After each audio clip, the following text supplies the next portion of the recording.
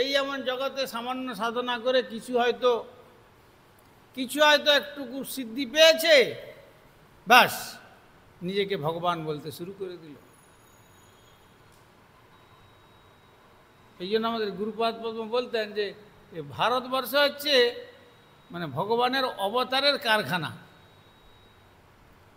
এই যেন ভগবানের অবতার কারখানায় তৈরি হয়ে যাচ্ছে, সব ভগবান।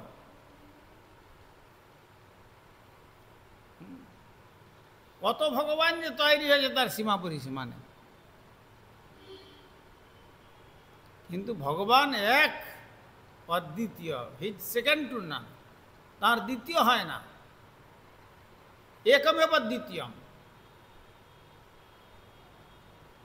কিন্তু আজ কত লোককে কত ভগবান বলছে তার ঠিক নেই। রক্ত মাংসের পচা গলা শরীর, দুদিন পরে মরে যাবে, হ্যাঁ, আর তাই সেই বলছে যে আমি ভগবান। আর আজকাল কলিকালে তার সেরকম তার ফলোয়ারও তেমনি, তাকে ভগবান বলছে।